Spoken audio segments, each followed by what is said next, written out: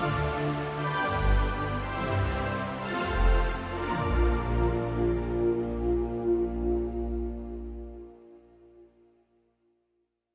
song. Hello, everyone. I'm Karl. I'm Em. Welcome to our podcast discussing all of the latest books. This is season 2, episode 4, and we will be discussing The Surgeon by Leslie Wolfe. As always, we'll save our ratings until the very end. We promise to give you all of our honest opinions on all the characters, chapters, and scenarios. We don't mean any harm to any of the authors. This is solely our opinion. And as always, we promise to call them like we read them. Period. Again, spoilers will lie ahead, trigger warnings, and there are a lot. So bear with me. And make sure you take care of yourself while reading this book because it's a thriller. So there's a lot. Anyways, here's the list: child abuse, child death, death in general, domestic abuse, domestic violence, emotional abuse, gun violence, infidelity, misogyny, pedophilia, physical abuse, sexual assault, sexism, sexual content, sexual violence, self-harm, suicide, toxic relationships, violence in general, medical content, grief, medical trauma, stalking, murder, abandonment, and injury/injury detail, drug use, blood, and alcohol use. It's pretty extensive. I will say that only a couple of them are mentioned multiple times. None of it goes into great detail. So, the assault that's referenced is assault of a child, but it doesn't go into grave detail about that. But still, as always, take care of yourselves. Yeah. If you don't want to hear how this book ends, please pause here, go read the book, and come back to this episode. Are you ready to get started? Let's get into it.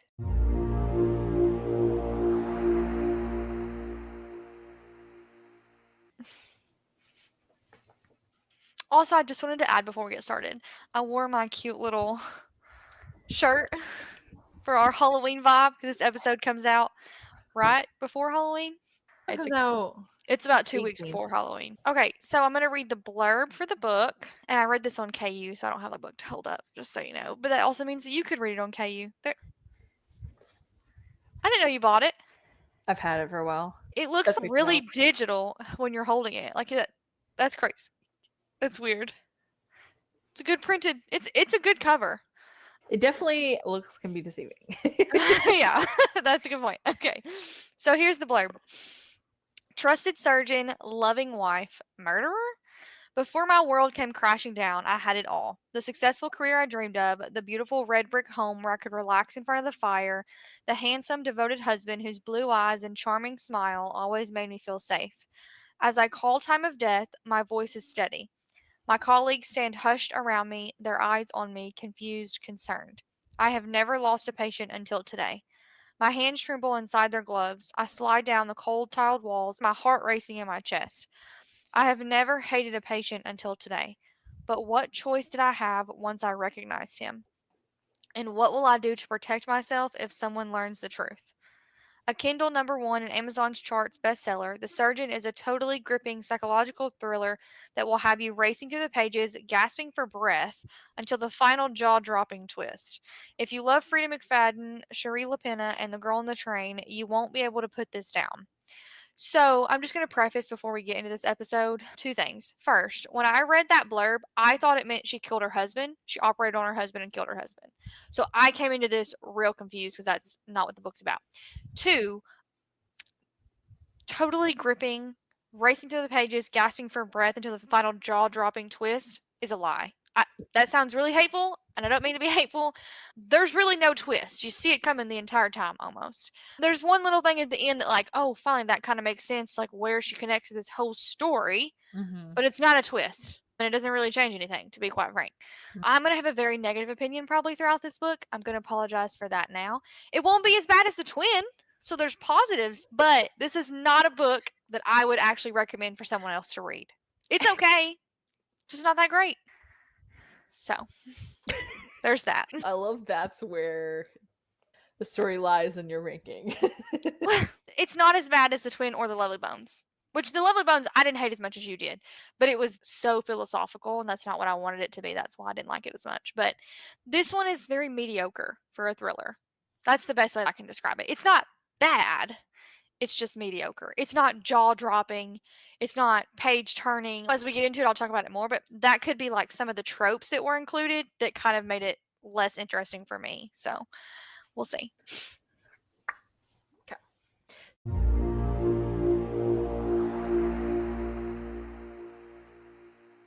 The blurb is very similar to what my summary would be for the first part of the book, so we're not going to repeat. It is a book about Anne Wiley, who is a doctor, and it also goes into the perspective of Paula Fusilier, which is a defense or assistant district attorney. Yeah, she's an Yeah, ASA. yeah.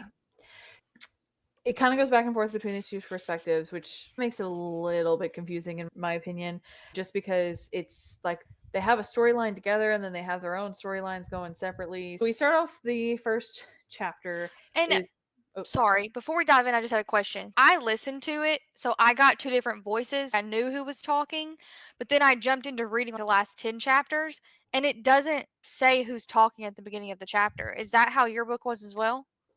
I don't think it did. Like, it has a chapter title, but it Yeah, doesn't no, it say, does like, because I remember now that you say that because I actually read it on my Kindle Unlimited, and then I didn't read the paperback, but the paperback does not have the person's name either. which obviously one of them talks about the hospital and then one talks about the ASA's office or whatever, the SA's office. I just thought that was weird, though, that it didn't. It should still identify. I Yeah, get we can pick it up ourselves, but I feel like it needs to identify who's yeah. talking.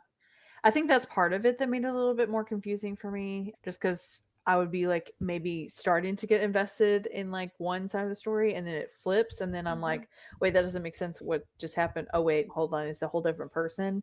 So it's very confusing in that Yeah, aspect as well. yeah. We start off where Anne is in the operating room and she has a 59-year-old male with an aortic aneurysm on her table for surgical repair. His name is Caleb Donahue. Donahue, yeah. Yeah.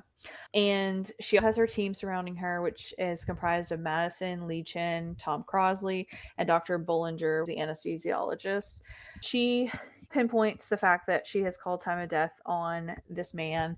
And part of it was after she's seen his face, which had been shaved and clean shaven and everything on her table. She realized she recognized him. And so she does attempt some life saving measures, but she ultimately decides to call time of death, which it is, according to the rest of the book, her first ever person that she has had die on her table, which I get the impression it's been several years that she's been at this job. And so it was Mhm. impressive for that to be the case. Even later on in the book, fellow peers also mentioned that it was very impressive that she had not had anybody die on her table up to this point. I think But it's been like 2 decades. yeah, Mr. or Dr. Bolinger, anesthesiologist, starts berating in the operating room over her choice of not continuing life saving measures, calling her weak, using some very vulgar wording just because she's a woman in the medical field, which is the first, I guess, confusing side plot that gets added is like this misogynistic kind of character. And This so random old white man that nobody cares about, that why we're talking about yeah, him. to me, it was something that could have been left out, and we get further into that later. I didn't feel like it added anything to the story or anything like that, especially when you find out he's not the one that reported her. I definitely don't feel like it added anything to the story other than the fact that you got a little bit of mystery who actually reported her. But We already knew the answer. yeah, I mean, I guess we didn't technically know about Lee, yeah, but, like, it didn't change anything. Like, we knew she was bound and determined, A, to find something anyways, and B, we knew she was talking to her husband. yeah. It was very unnecessary and really hateful the way the wording was made. I don't know if it was a ploy to like make her feel insignificant about herself or doubt herself and her skills more. I'm not quite sure what the necessity other than the fact to add somebody that could possibly have been the person that reported her to the story. I agree. It didn't feel necessary. So then we get introduced to Paula Fusilier, which she just in the first chapter we meet her, she is getting promoted and she is put on a job training with a 1 year probation to be promoted to an ASA.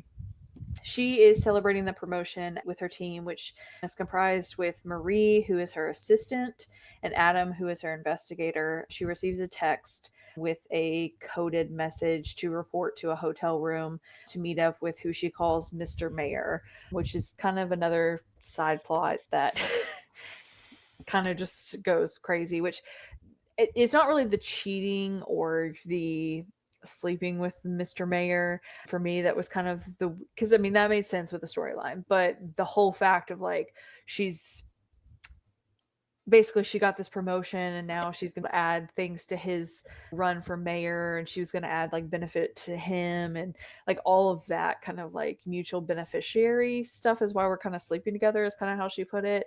I felt was unnecessary as well to add to the story. It was a lot of additional things that were added for sure, but that's only like chapter 3, so a lot of things Literally. added in 3 chapters. It took me for a loop to even know it was going to be like a dual perspective with her and another woman. Yeah. Again, I came into it thinking she killed her husband. I thought maybe he might have been cheating, and maybe that's why she killed him. Yeah. But the way I read it, like when it said loving wife, for me, like Yeah. I thought that meant she killed her husband. So Yeah. I was very confused coming into this. All of a sudden, this other woman pops up, meeting some random man for dinner. And then goes to some random hotel room with a Mr. Mayor. Yeah. I'm going to say this too. I despise the cheating trope. I despise it, especially when it's not resolved in an appropriate way. Mm-hmm. Not a fan. That probably honestly ruined the book for me from the get go. I don't want to read about some woman sleeping with some other woman's wife. I have no interest in that. And I Yeah. honestly, I don't. Did it add to the story in some ways? Like it made sense. That's how she found out about this and that. But she also could have just targeted her on her own. She didn't have to sleep with the husband. I don't know. Also, it might be I a think it sore was an spot for me. additional thing of like trying to destroy Anne's life. I So get like why not Paula be with did it. her. I just mean the writer when she was writing it. I think that was just her thought process of putting it in there. But again, it was just another additional thing that didn't have to be there. You Yeah. could have just had this woman that's just like gung ho after this doctor, and you're just the whole entire time trying to figure out why. Yeah. I think it actually would have been more interesting if the affair wasn't mixed in. Mm-hmm. Because the Agreed. affair sort of like mixed her motive a little bit more. And I Yeah. would have rather it been an entirely separate motive that we were trying to guess the entire time. Yeah. Because the entire time she was kind of going of, oh, he doesn't love me, he doesn't want to be with me, He's and never then at going to the leave his wife. yeah, in the end, it was pretty much like, I don't care if you leave her or not. I'm going to get retribution for this situation. Yeah, and it was the whole like, it was the weird like, he married into money, and so obviously he's never going to leave her. But then like Yeah. she'd be like the next day and be like, but will he leave her? Does he Yeah. love me? But he's never going to leave his wife. And then okay, but I'm going to shoot the wife. And in my messed up brain, I think he's going to want me after I shoot his wife. Yeah. But then I also don't care if he wants me or not because I'm going to Yeah, get I needed retribution. her to pick one. Yeah. And quite frankly, I wanted to punch her in her face. There's a little shout out at the beginning of the book that she had somebody help her with the legal side of this and the medical side of this. I don't know who helped her with the legal, but there are some holes. I'm not going to get into them because, like I said, I don't think the book is honestly even worth reading. I felt like I wasted my time, to be quite frank, which is really harsh, and I'm sorry. But it was just very, very mediocre, and it didn't seem that thought out. It seemed very simple. I just didn't enjoy that. There were some holes. I think there were some holes with a lot of it, to be honest. Yeah, I have a ton of questions, but it, this is how you know you didn't like a book. Normally, with Silent Patient, I walked away with so many questions, and I want to know. I walked away with so many questions from this book, and I don't care to know, to be honest. I really kind of agree. I'm sorry, but that's how I feel. I'm going to be honest, I even took it a step further of I had a question while I was reading it, and then I forgot the question because I really didn't care about the Yeah. question. So I walked away with no questions because I just didn't care to know about them. Well, But it not to say came. she had good elements that could have made a really good book. I But I agree. think she just added so many qualities of like different. I mean, we had romance, we had cheating, we had thriller, we had sexual assault, we had doctor perspective, then we had a murderer on then two murderers basically, and then we had whether or not it was justified, then you had this friendship thing, then you had like a friend betraying your Then we had friend. the kid being a witness and then the kid getting shot. Yeah, and then we had a boss situation. I mean, it was just everything you could throw at this book.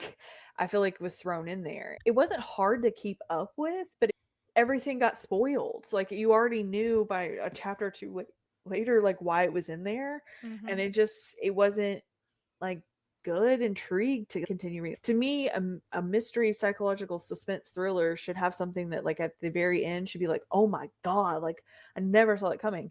I totally saw it 10 chapters ago that she was going to be holding them at gunpoint at some point. And Yes. yes, it was a surprise that she was Melanie's sister. But the rest of it did not surprise me. And that didn't add anything to the story. No. That's the problem. The problem is whatever the twist is supposed to make everything else make sense. This didn't.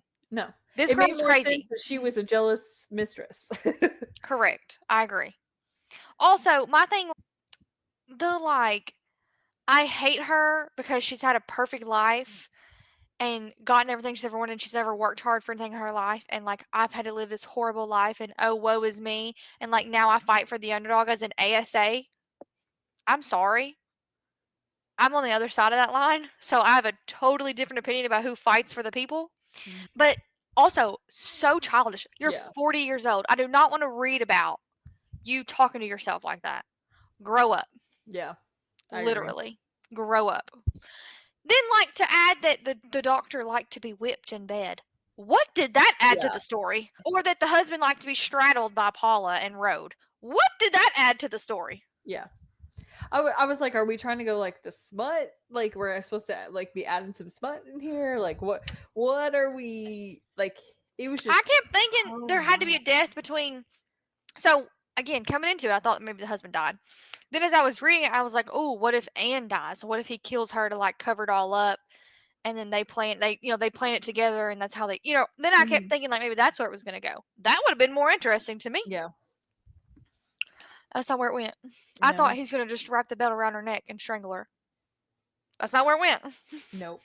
So I just kept waiting for like when's something interesting actually going to happen. Yeah. To be quite frank. Mhm. I agree. Now, Caleb Donahue, whatever his name is, he got what he deserved. Period. But anyways,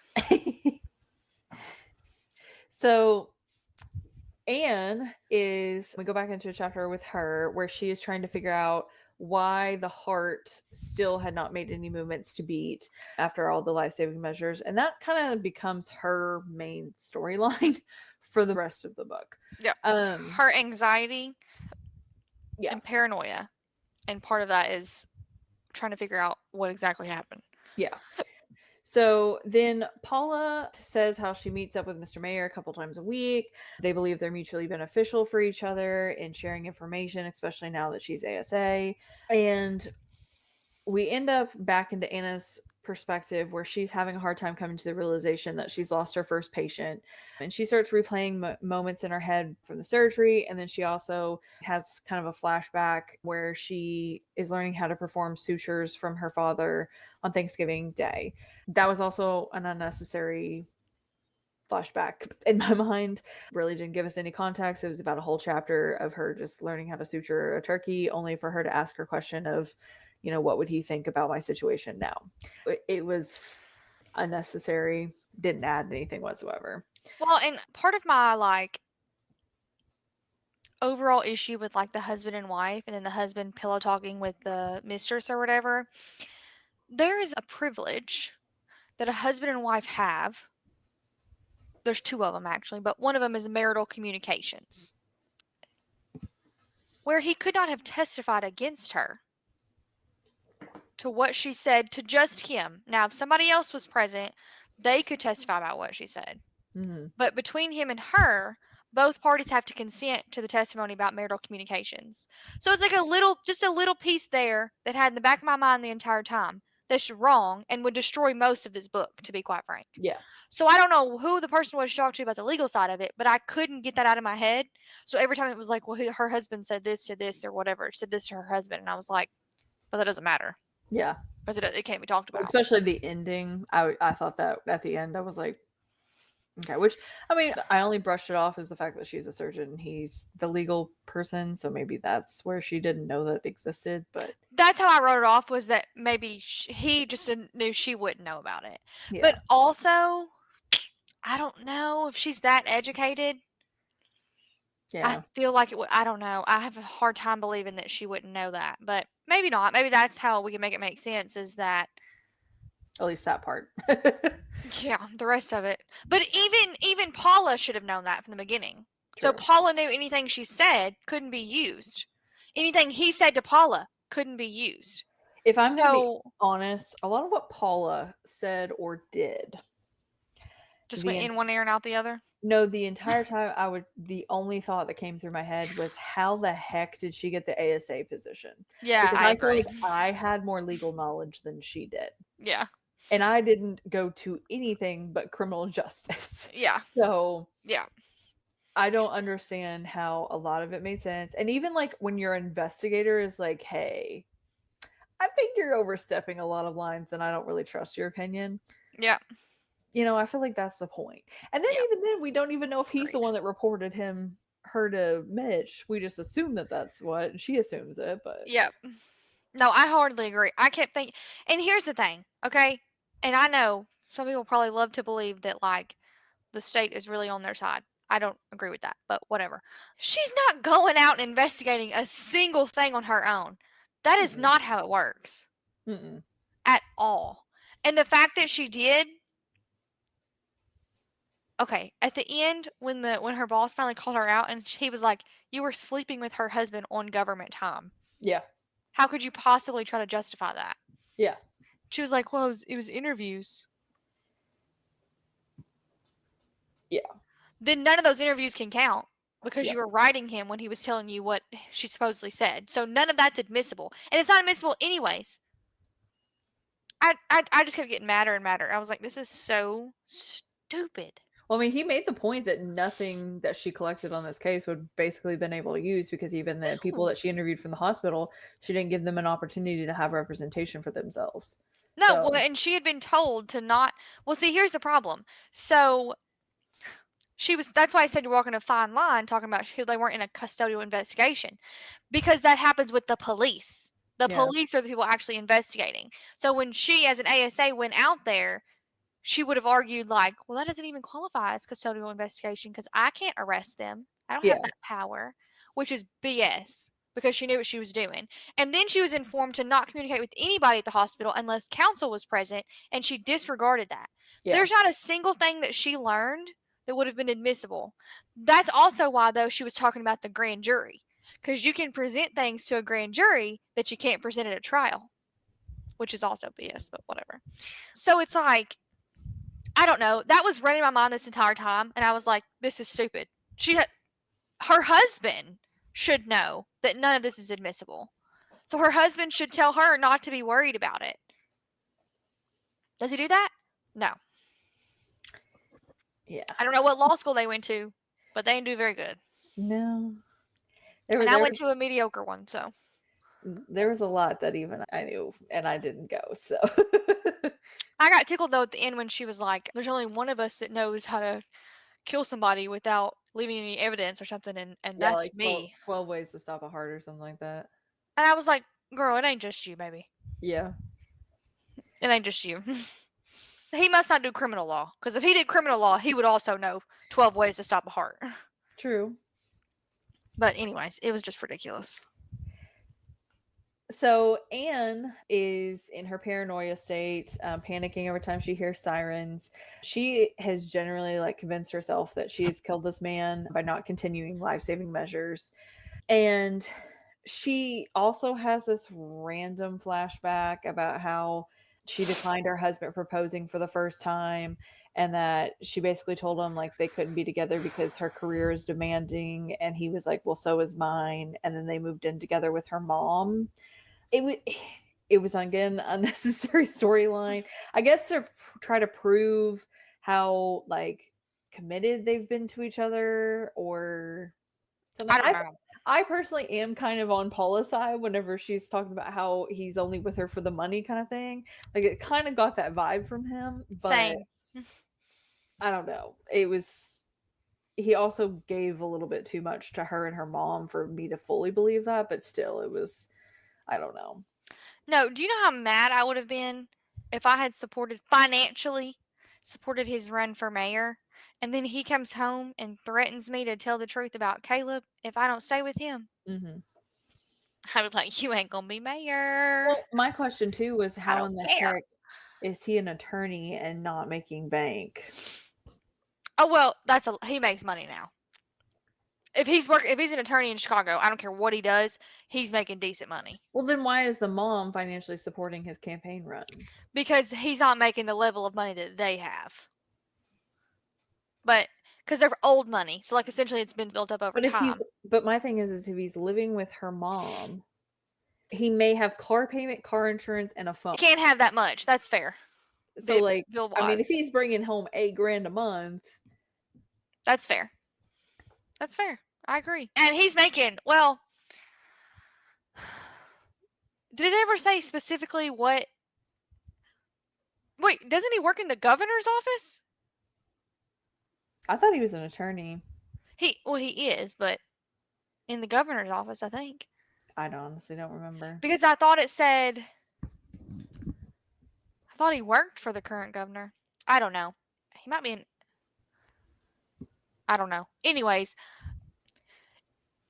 if he's a government lawyer, maybe he's not making as much, but he's not like a public defender, so he's making decent money. I can Yeah. tell you that. He might not be making millions, but he's making decent money Yeah. for sure in the Chicago area as a lawyer, without a doubt. But he kept talking about committee meetings, and that's why he was staying late.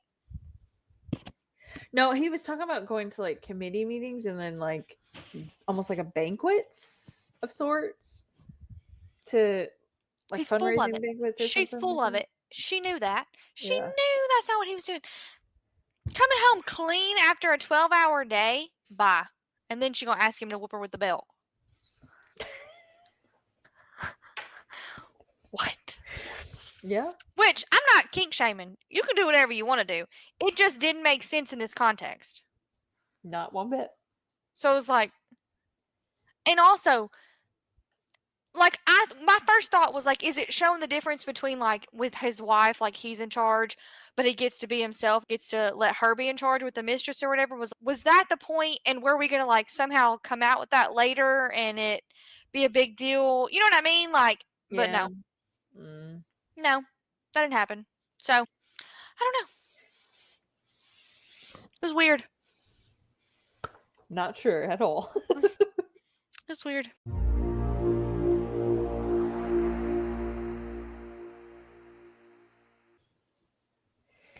So, part 2 is Anne admits to Derek what she has done, and he tells her to keep it to herself. And Anne is finding it that hard to do so, considering there's a formal hearing, and now there's a random attorney looking into her patient's death with a tunnel vision approach. The results are in Anne's favor at the hearing, but she doesn't feel good about it until she figures out why the heart didn't beat. So we get to the first part of the second part that Anne is sitting with Derek and she admits to him that she had called an early time of death on her patient. She also talks about how Paula is looking into her death. And Derek basically tells her to keep it quiet and he'll do some digging. Pretty much gives her no kind of solace in the whole situation. And At then we least he did tell his wife to not talk to anybody without an attorney present, true, which true. you would think would be common sense, We but also got that advice a couple other times and did not listen, so, correct. um, Because, fun fact, anything she said to anybody other than her husband is admissible yeah. in court because she's a party to the case. So, Well, and then we get the random belt whipping scene. well, and to preface that with the exception, obviously, of if you want to call it like an interrogation, if she was in custody, that sort of thing. But in general, if she said it to her nurse, Yeah. that'd be admissible. And then we get the random scene. And then afterwards, Anne goes to visit the morgue, and as she's sitting there kind of looking at the man that died on her table, she starts having flashbacks about her sister Melanie and how she was very afraid of him on the way to the park one day, which again, that was another storyline. And I get why it was pertinent to Caleb dying, but there was so much subplots going on. There was Caleb's death, why Caleb had to die, what happened with Melanie. Then you also had Derek and Anne and their subplot. Then you also had Anne and her mother, and then you also had Derek and Anne's mother.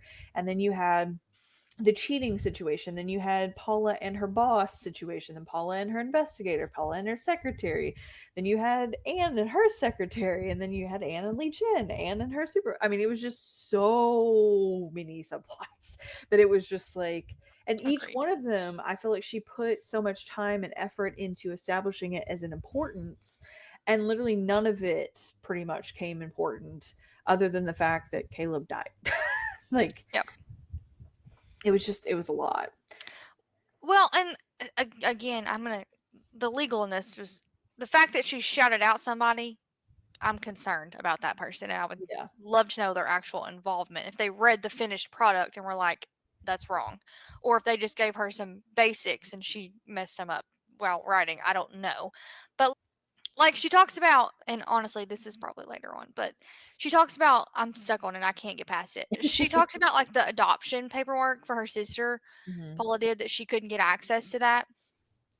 That's a lie. She's an ASA. She could walk right to the clerk's office and get it easily. I could any day of the week. Like, maybe it's different in Chicago than it is rural Southern Illinois, but I highly doubt it, especially as a state's attorney. Well, she technically just got promoted to that position, so maybe that's why. No, even as an ASA, guarantee you, I would bet money on it. Whether that's right or wrong is a different conversation. But I can tell you that we have a system that everybody uses.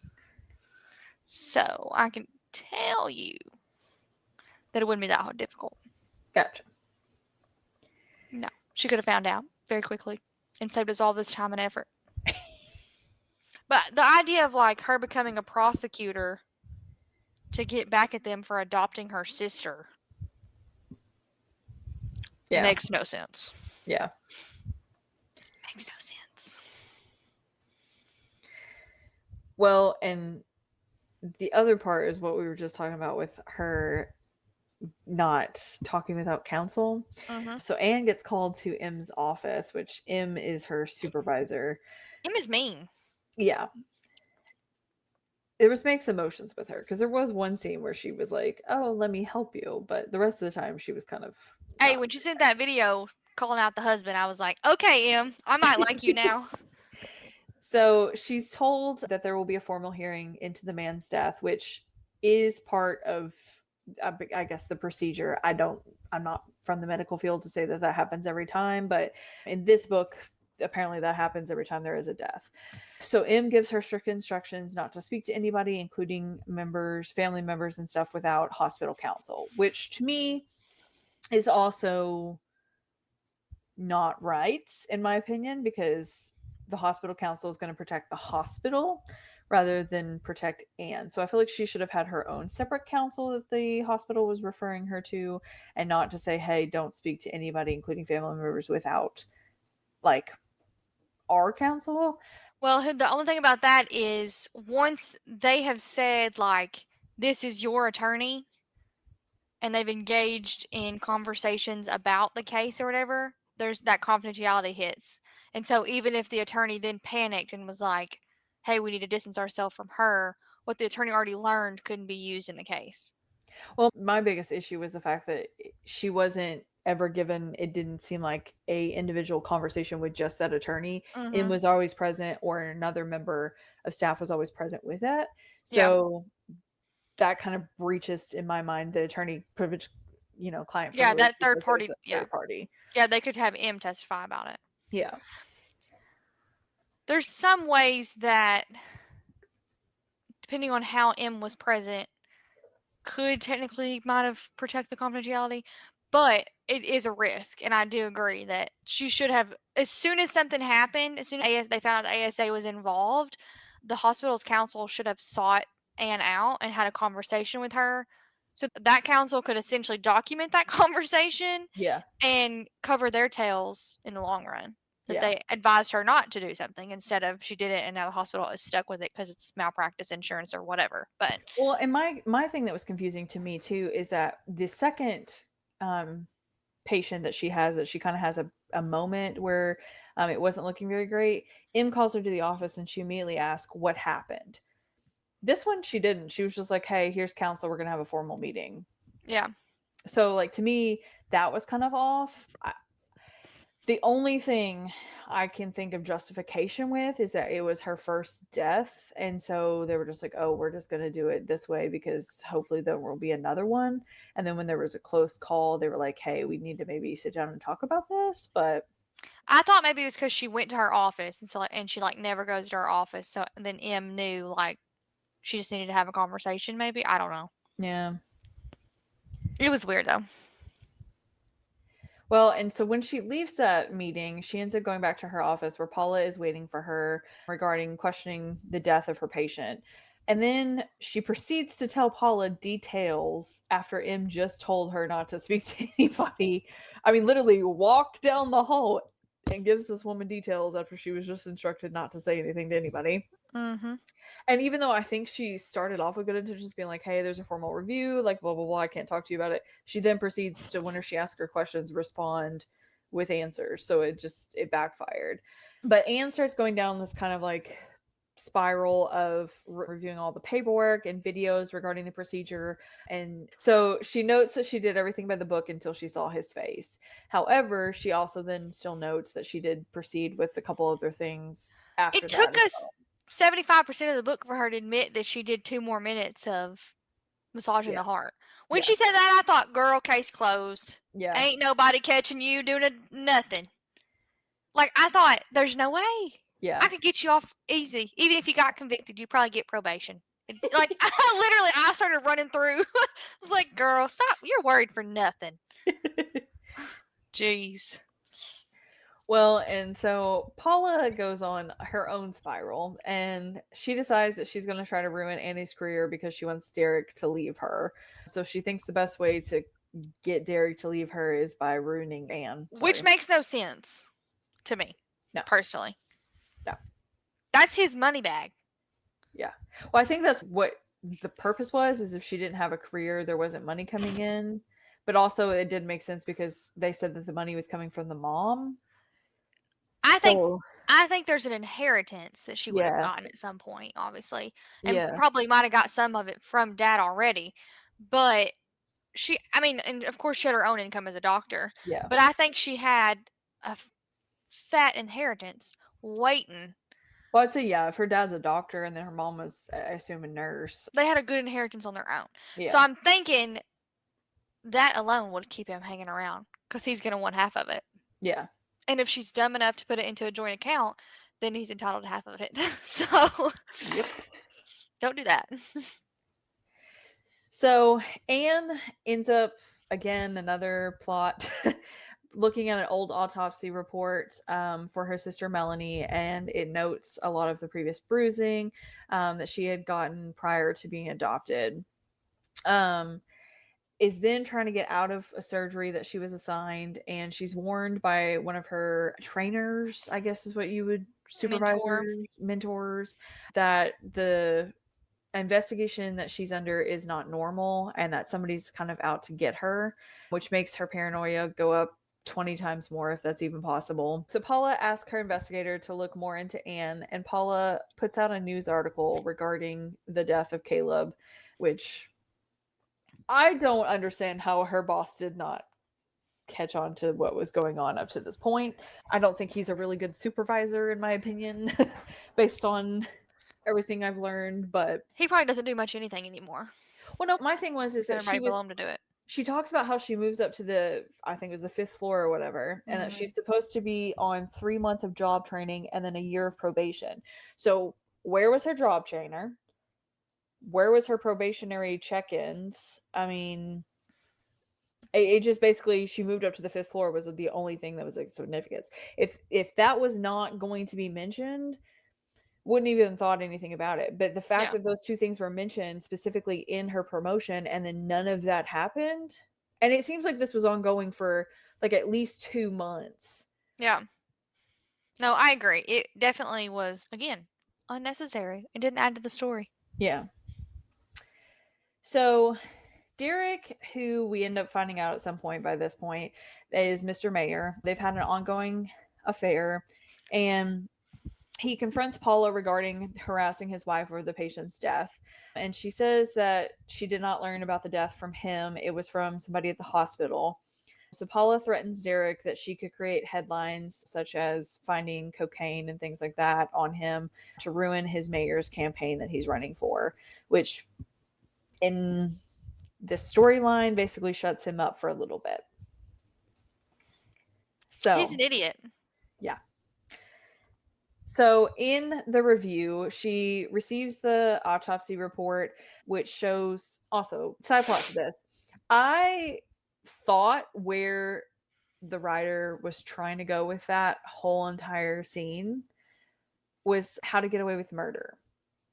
The main lady in it, and then her investigator guy does similar things where he like hides drugs and things like that with people she's trying to rat out or whatever. Mhm. So I kind of felt like that's where she was trying to go with that writing, but it didn't give off the same vibes. Wholeheartedly agree because I loved How to Get Away with Murder, Yeah. and I loved Viola Davis in that. Yeah. Also, speaking of her investigator and the vibes, I did not appreciate the part of the book where it talks about that he uses his knuckles in the old phone book or whatever.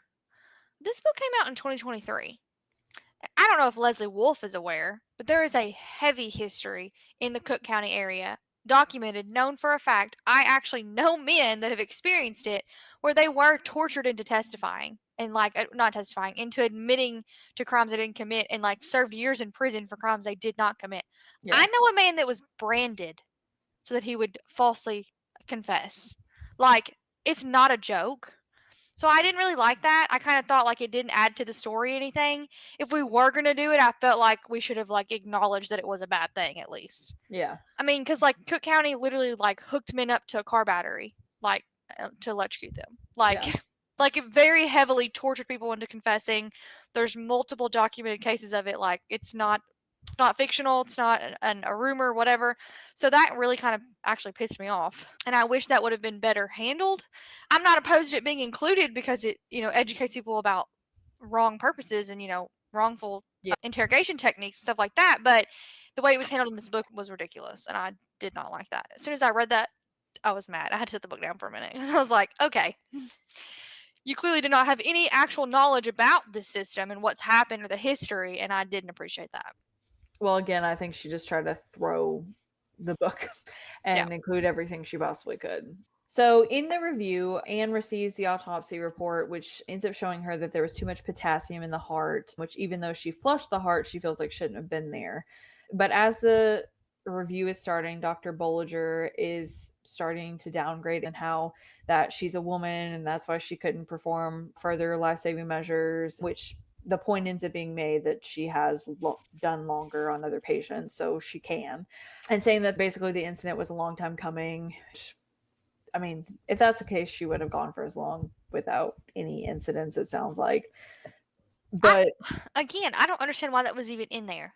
yeah, I will say though, I was very satisfied that in the same review meeting, they then were like, also, you're suspended yeah, because you're a jackass. I didn't think it added anything. no. And Dr. Selden, I think is how it's pronounced, is her mentor, and he's also in the peer review. And he describes how she's well below the mortality rate of the department because of her techniques and skills. And he talks about her creating an environment where everybody can express their concerns when they have them, and that is, part of the reason for her success. Anne proceeds to talk about how the heart was not the same as others before, that it wasn't giving any kind of hint of restarting, and that it and I do believe that she probably would have responded in the same situation for somebody else the same way, based off of just kind of getting her personality and kind of getting her readings off of her anxiety and stuff like that, I do generally believe that she would have treated it the same, but I do think that she sped up the process because she saw the guy's face, which I think she admitted to that at some point as well. Yeah, she definitely quit attempting quicker than she would have if it was somebody else. Yeah. Wholeheartedly. We find out later that it didn't matter anyways, that his heart was already dead anyways. But Yeah. what I didn't understand was the like I don't know.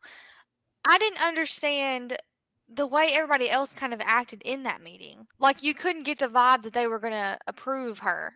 Like Yeah.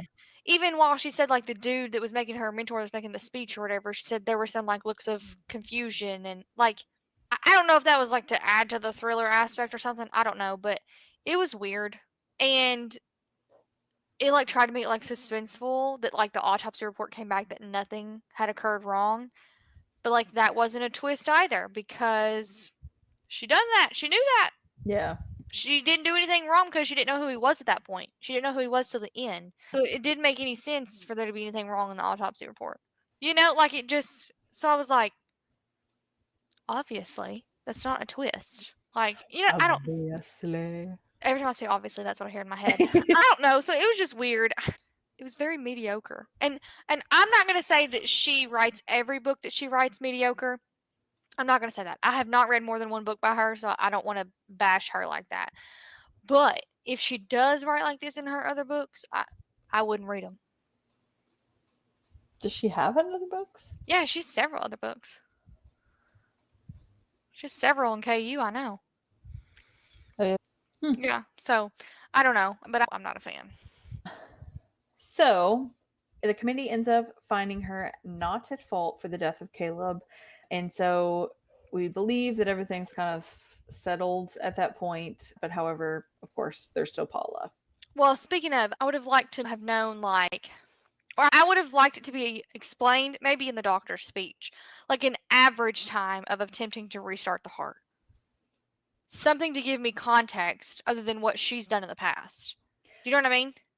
Well, and I don't think there is a set time, to be honest. I think it's up to the doctor and their situation. Because I mean, No, there's for sure. But I mean, like, there is still statistics that there's like, yeah, what's like, is there a specific minimum that you have to do? Is it 10 minutes? And after 10 minutes, can you technically call time of death? There's got to be some standard. So then, my is my it experience as a Grey's Anatomy doctor, some of it could go on for hours and some of it could go on for a few minutes. but like statistically, people that do it for an hour or longer, do they 50% are restarted? 10% are restarted? You know what I mean? Like, I would have liked some more statistics in that meeting to sort of round out why she was found innocent. Well, I know this sounds really bad, but Grey's Anatomy is the only thing I have to base it off It of. just sounded so short of time for me. Yeah. Well, no, on Grey's Anatomy, like the only time they continued to like try to resuscitate somebody is whenever they got a hint of like a heartbeat while after the resuscitation and then like flatlined again. So then they'd start the, life-saving measures again. But I don't know if that happens like in a real life situation too. Yeah, I don't trust Grey's Anatomy. They be doing it in the supply closet and then go to That has surgery nothing to do with their and then go to surgery with some dirty hands. I don't trust them. They have to like scrub. They have the scrub room. I don't trust them. No, I just would have liked to have known that. If that doesn't exist, which I'm almost positive it does, because statistics are statistics, whether they're reliable or not is a different conversation. But I would have liked that to at least be explained then. Yeah. Like there is a minimum. You have to do at least 5 minutes. And then you can call time of death, maybe. But it's crazy. I kept thinking, like, man, if I was on that table and they only did like 20 minutes, I'd be offended. I'd be like, dang, I'm only worth 20 minutes of effort? Dang, you know what I'm saying? And he didn't have a next of kin, so like, do you try harder if they have a next of kin? Because No. for liability purposes, I bet you do. Well, So and then it's I don't I'm know. sure I would say that especially if the doctor talks to the family or something and you like feel for them, you probably would try harder for the ones that like you feel, sorry for. Yeah, Just like probably. a legal case would be the same way. If you relate more to the person or if they're rude, you're more probably going to work harder for somebody that's not. You'd be surprised if people think they can say and still get away with it. Well, I mean, I have people in the car business that wanna call and have us waive their Yeah. payments, and then they wanna sit there and cuss you out, Yeah. and then you're like, "Okay, well, I'm not gonna help you then." Yeah. Who's waiving your payment? Not me. I mean, you get more flies with honey than you do with vinegar. You sure do. Every day of the week.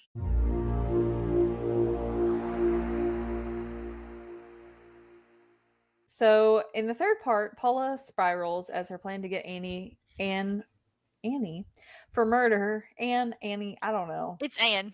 It doesn't matter. I hated the Anne, book, Annie, so Antoinette. A for murder is coming apart, and Derek is threatening to expose her, and now so is her investigator.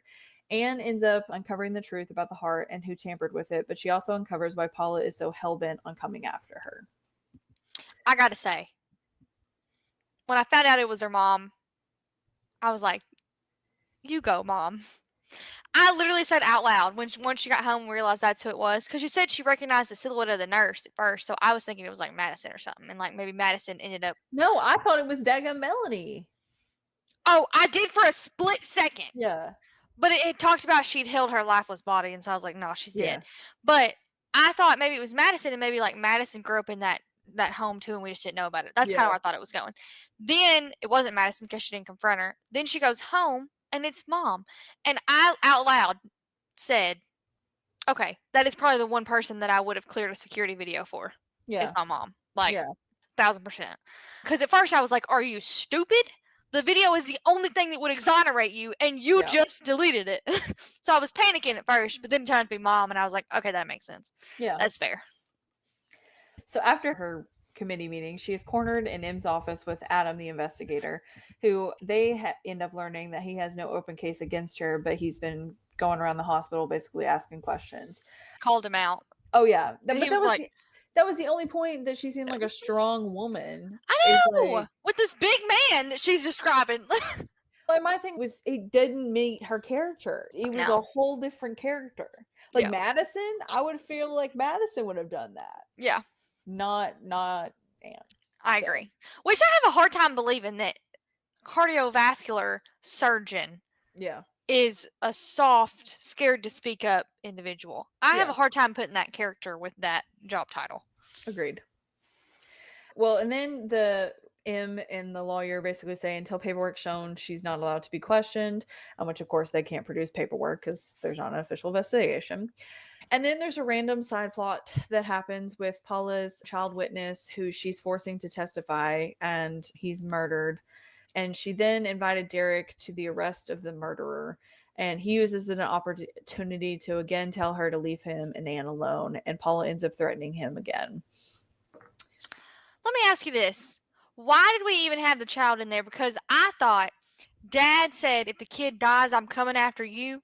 So then Mhm. kid dies. So I thought dad would get Paula before Paula could get Anne. We don't hear anything else about dad. Nothing. Well, and then my thought was, okay, so the only reason why I feel like this was in here was so that way there ended up being the video about Paula and Derek. But Mm-hmm. then when it's sent to Anne, she doesn't even believe that that's true. So then it was kind of a pointless Mm-hmm. video because if she would have saw Derek and Paula kissing in her office, it still would have led to the same conclusion in the long run. Correct. So Correct. other than maybe putting a point out there that she's still a working attorney in some case, that's the only thing that I gathered. And honestly, she wasn't, because her investigator was doing all of the work. True. Which he does. She doesn't do that. Yeah. Also, if he's not a police officer and he's just an investigator, he's not making the arrest. Yeah. And also, I'd like to know more about their search warrant. Because I believe they called it an arrest warrant, which is different than a search warrant, and yet they Mhm. went into his house and searched the apartment and all kinds of stuff. So, like, I think we're also got off a little bit there too. Yep. So I just couldn't enjoy this. I mean, everything. No offense to her, but everything just was wrong. I agree. So Anne is distracted and she ends up making another critical error in a surgery. However, the patient ends up surviving. And then she basically admits to Em, sort of kind of, that she's still not sure who in the world reported her to the attorney. So Em says that she'll look into it. What was the point of any of that? No idea. What was the point of her almost losing another patient? What was the point of Anne looking into the phone call? Other than the fact that it's her anxiety and paranoia is spreading into her job. I mean, that's about it. Uh, So then Paula is called into her boss's office because he found out that she was using her status to go after Anne, because she's being a jealous mistress, as he calls her. And Mitch, her boss, tells her that she has 24 hours to basically prove she's not acting out of jealousy, and or he will have her disbarred. There's no way she'd get 24 hours either. I can tell you Yeah, that. no. No. The sleeping with somebody on the clock And ain't abusing no. your power. Ain't no, not as a ASA. He can't risk that underneath him as a state's attorney. There's Mm-mm. no way they'd get 24 hours. Mm-mm. Her Well, and access would have been cut off. yeah. Well, and she doesn't really do anything with that time either, so I don't even know why she asked for it. He So, got on her though. That he's on her yeah. ass. So Anne ends up going to the security office to watch the tapes of the whole interaction from when Caleb checked in to whenever he went under. And she ends up seeing a suspicious person on the tapes that she recognizes, and she risks deleting the scenes that she watched, as many as she could.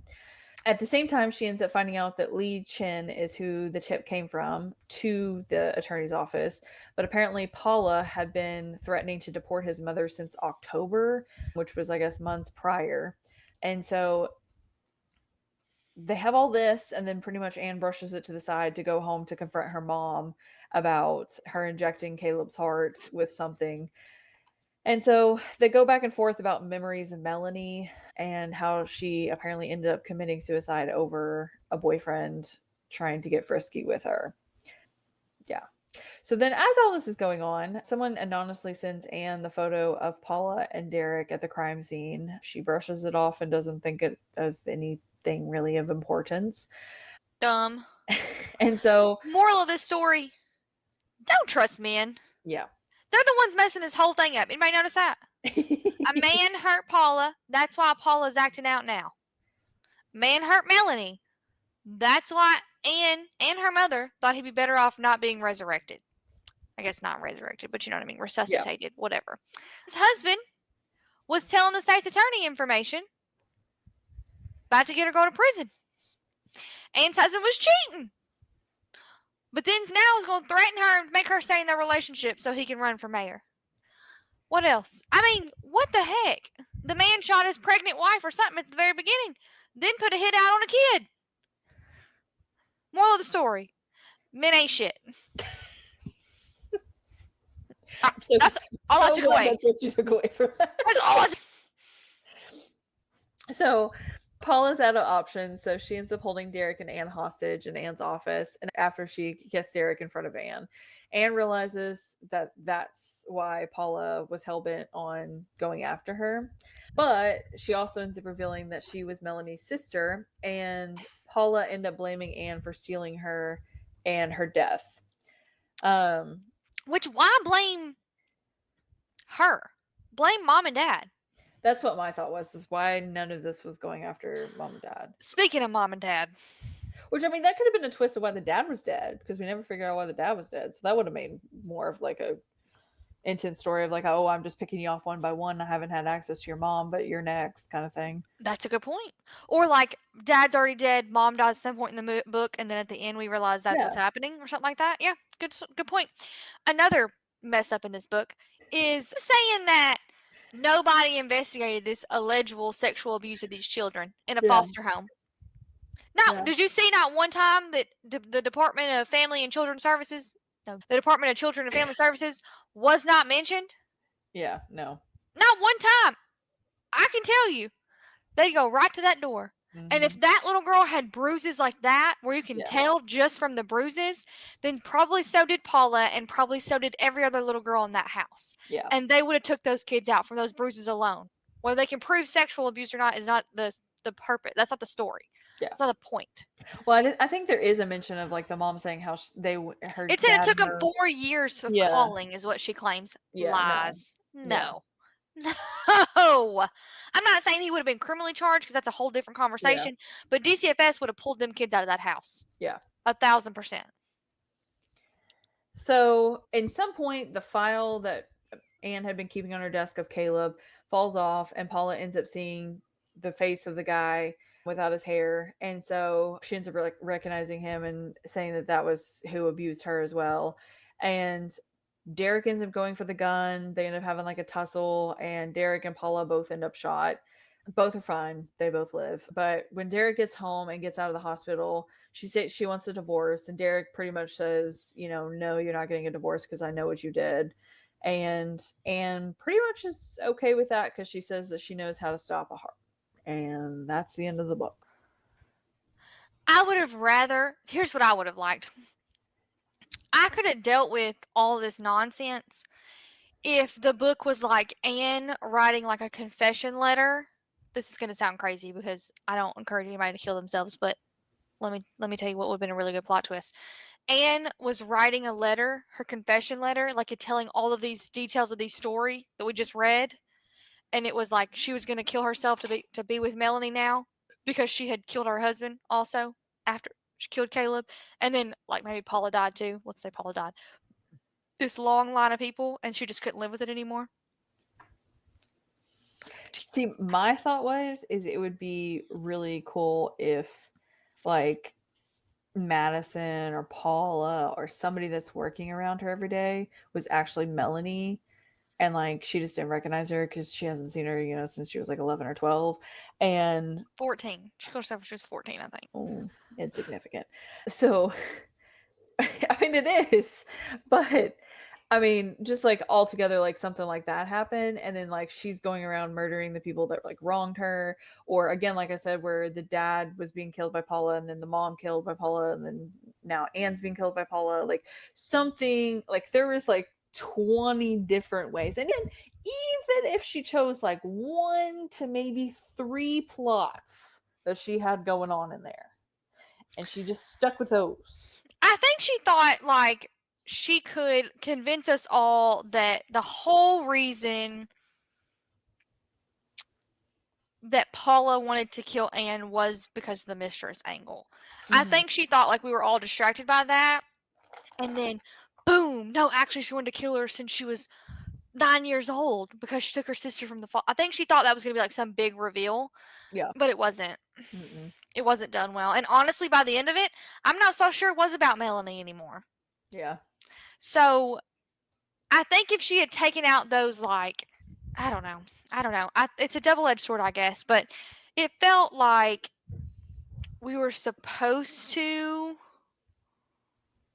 hate Paula because she was the mistress, and then but then we were supposed to sympathize with her because it turns out like she's Melanie's sister and she also experienced the abuse, and like that was the big plot twist, but it wasn't a But big the thing plot is we already twist. had one of those justification kind of situations. Yeah, Like, I think you know what I think would have made more sense if we didn't actually know she was sleeping with a husband. We just were like we were so focused on like she has to be sleeping with her husband. It has to yeah. be her husband. Like at the very beginning, there's a couple chapters when you're first in, you don't know it's the same guy.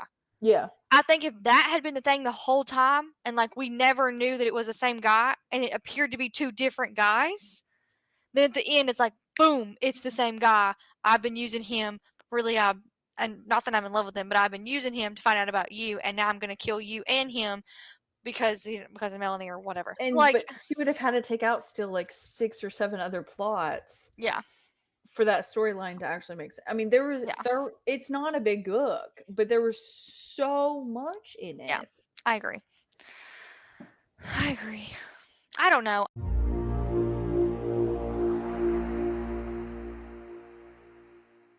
So what's your final thoughts and ratings?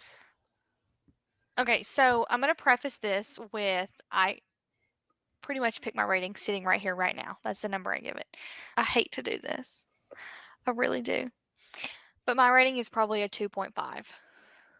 I didn't like it. I thought it was very mediocre. Didn't think it was well written. I didn't even like a character. That's how frustrated I was by the entire book. Like, I couldn't even tell you one of the characters that I actually enjoyed. The mom. Um, and that's because I didn't get to hear her point of view, probably. Yeah. Like, because she was barely there. She'd cook dinner and clean the house. Lovely. But, like, and she helped kill him. That, I gave her a point for that. But, like, there was no character that I could relate to.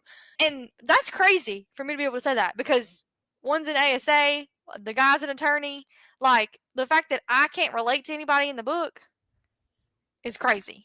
Yeah. So, just not a fan. So, but that's definitely, yeah, 2.5 is probably the number I would give it. Again, it's just mediocre. I I wouldn't waste your time reading it. There are other better thrillers. If you want to start with this one and build up, maybe so you can see like how much better it can be, I guess you could do that. But honestly, I wouldn't waste your time. And I don't mean to be that offensive to Miss Leslie Wolfe. Maybe it's just this book that I don't like because there's so many legal errors in it for me. Maybe that ruins it. I don't know. But this one is not for me. What about you? So I actually gave it a 2.3. We're like in sync lately. Have you noticed that? Yeah, yeah. A little concerning.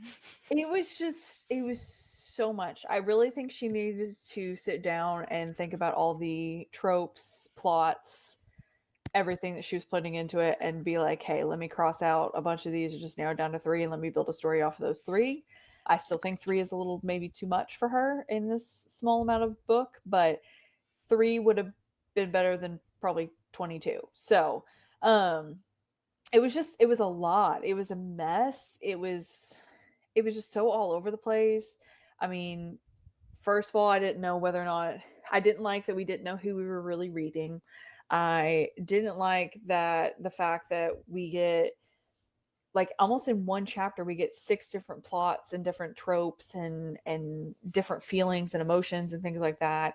It just literally, to be honest, I the best way I can say this, and I don't mean anything by this. This is again my opinion, but I'm saying that basically you make a bowl of the spaghettios with the letters in it, and you just basically throw it at the wall, and she just like made some words out of it. Is kind of how it felt. Like it was so messy.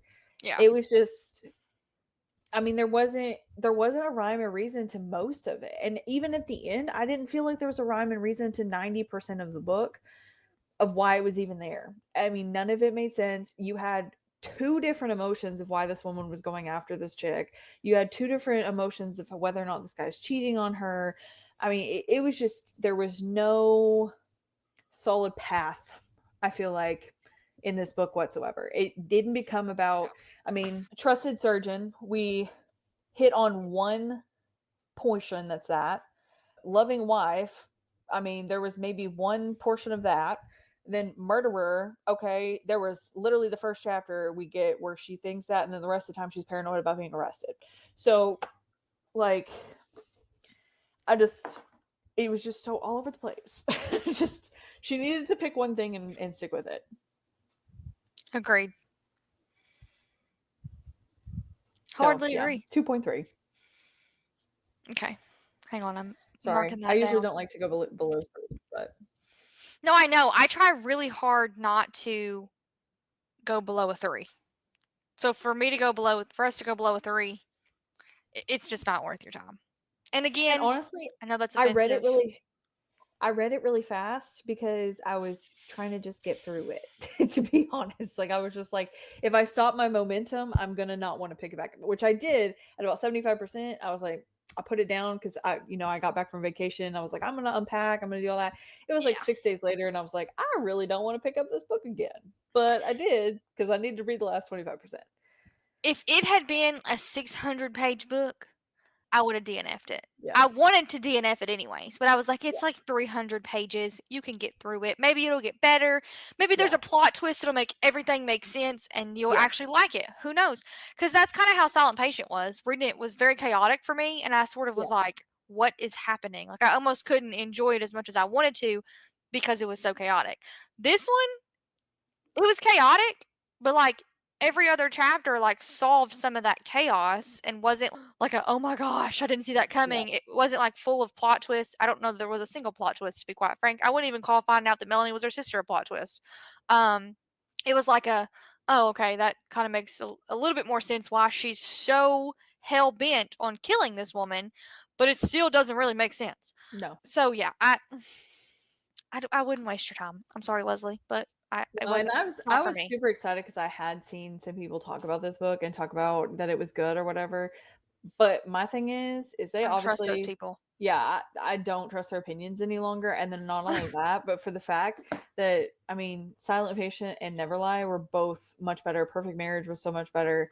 Like the twists and turns that those books had, even though some of them were kind of more obvious, this one, I mean, there was not a corner I was turning around being like, "Oh my gosh." It was just like, "Oh, okay. Well, let's go on." Yeah, I agree. I think if it had been advertised as something maybe other than a thriller, maybe that would have helped. I don't know because it's really not a thriller. It has some themes of being a thriller, but it's not really a thriller. It's more of a cheating. It's more of a love triangle. That's like the whole plot of the book, Yeah. and I don't like that. So, but okay, so we've been really hateful this episode. So, if you liked this episode or if you liked any other episodes, please subscribe to get access to bloopers, extra content, and more on Apple Podcasts, Spotify, Patreon, and YouTube. You can also find our free episodes on those podcast platforms, but you can also find bonus episodes you have to subscribe to on a couple of those podcast platforms as well. We actually today recorded 2 bonus episodes, so they'll be coming out soon. Yes, so you can also send us book suggestions, comments, or general inquiries to our email at likewereadthem at Karl with a K podcast.com, where we again release our episodes on the 1st, 3rd, and 5th. If there is one, Fridays of each month at 5 a.m. Central Time. We'll also, like she said, include random bonus episodes that will release at 5 a.m. on specific days as well. These bonus episodes will be subscription, so you do have to purchase them to have access to them. And we are revealing future episode books and things like that in some of these episodes. So if you do want a heads up, we also are more casual, laid back in some of these episodes. We are going to do things like arcs, games, theories, additional books, Marvel, movie reviews, different things. I mean, we recorded today our top 5 podcast episodes, why we liked them, some future episodes we're excited about, and also some book boyfriends that we really enjoy. So just things like that. We also hope to bring you some more content on Facebook, Instagram, and TikTok. So you will also get early access to our books at the end of each of our episodes, but you also just in general find them out on Sundays if you don't tune in to our prior episode. Yep, so on November 1, we will be reviewing Archer's Voice by Mia Sheridan. I'm very, very excited to finally get to read this book. I've seen it everywhere and I've had it for like over a year, and I'm very excited to get it off my TBR and actually read it. Fun fact, it's also on KU if you want to read it on Kindle Unlimited. But the blurb says this: I wanted to lose myself in the small town of Pelion, Maine, to forget everything I had left behind, the sound of rain, the blood, the coldness of a gun against my skin. For 6 months, each breath has been a reminder that I survived and my dad didn't. I'm almost safe again. But the moment I meet Archer Hale, my entire world tilts on its axis and never rights itself again. Until I trespass into his strange, silent, and isolated world, Archer communicates with no one. Yet, in his whiskey colored eyes, something intangible happens between us. There's so much more to him than just his beauty, his presence, or the ways his hands communicate with me, on me. But this town is mired in secrets and betrayals, and Archer is the explosive center of it all. So much passion and so much hurt, but it's in Archer's silence that we might just find what we need to heal and to live. A gorgeous tale of survival and the healing power of love is what one of the reviews are on the book. So, super excited. And my version has an exclusive extended epilogue. I don't know if that's on KU or not. I know I got the special edition that has like the iridescent cover. Just Nana has it right now. How pretty. Yeah. Okay, well, we appreciate tuning into this episode. We hope you'll tune into our bonus episodes as well. We can't wait to hear your thoughts on any of our episodes. As always, we promise to Carl them like we read them.